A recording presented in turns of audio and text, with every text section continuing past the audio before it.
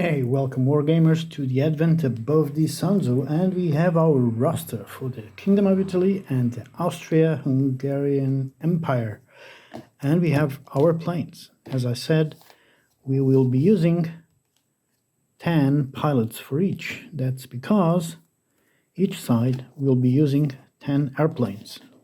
Okay, we will have our chasers.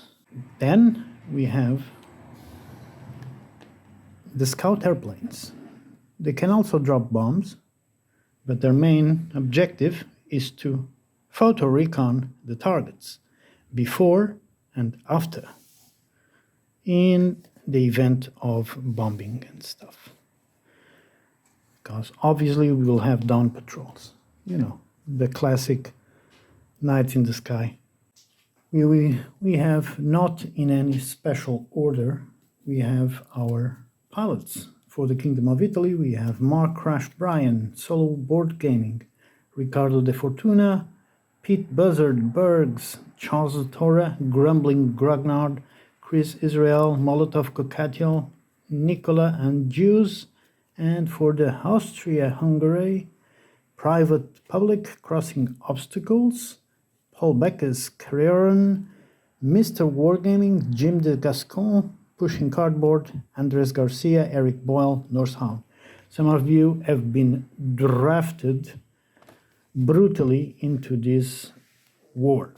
Okay, so how to discover who is a pilot of chase,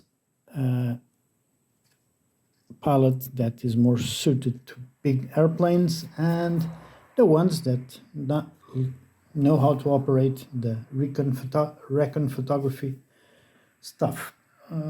I was thinking of a deck of cards, well, just from 1 to 10, and then with figures and the Joker.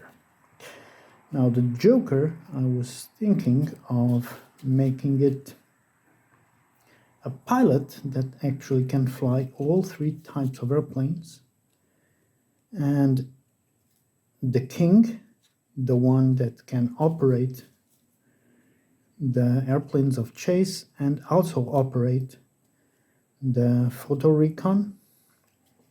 Same with the Jack, and the Queen will be a pilot that can operate the big bomber airplane and the recon photo shoot. So we have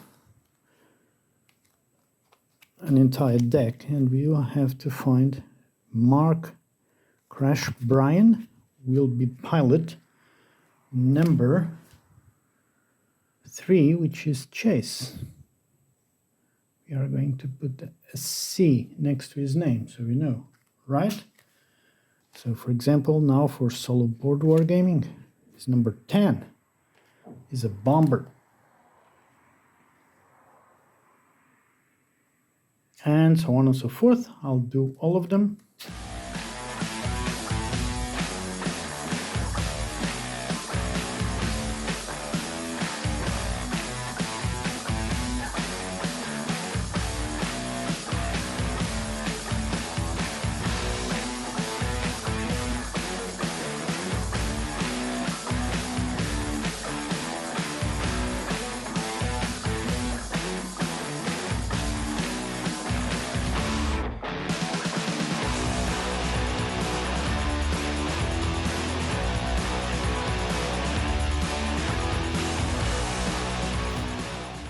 Okay, so immediately we can see that we do have 1, 2, 3, 4, 5 possibilities for 6 actually. 1, 2, 3, 4, 5, 6 pilots that can fly chase planes.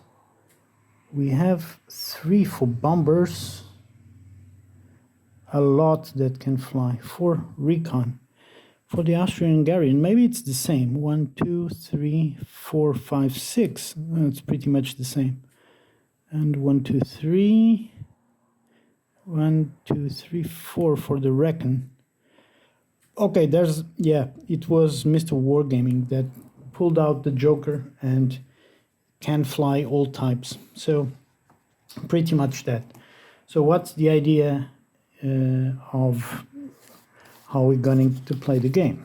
So it's going to be simple, and it's so that each mission has a variation for both sides, and the game provides. The game is sandboxy, so you can pretty much do whatever scenarios you want, and the idea being that this being the Isonzo, imagine the area there will. I tried to put some acetate and draw the rivers, and the trench system didn't look good because the dry erasers didn't have all the colors, so it didn't look that good. So the idea being, each side has different objectives. Oops. Okay, we have pretty much just the ABC, D, E, F, right? So it's easy to. These areas have to be scouted. So if you see the lines, imagine that we would have to go and photo recon this area for bombardment. So they would want to know where the, for example, a bit more on the back side there, want to know where the artillery positions were and all that. So for the first mission, for example, we would roll and 1 to 6, and we would roll 6. It would mean that we would have to go with our scout plane and photo recon F. Follow-up mission is actually bringing the bombers to bomb this area, right? So they would have the area F. That would be easy. First 2 missions, very easy to do, but then it has an escalation.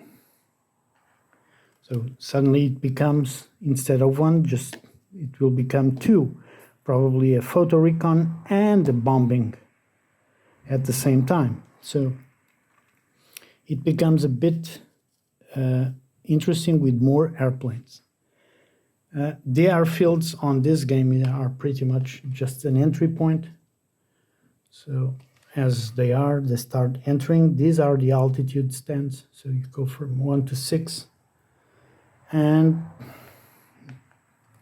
that's pretty much the idea. I'm trying to devise a rule that when they get destroyed, I'll try to roll to see if they can and land safely on their side of the line.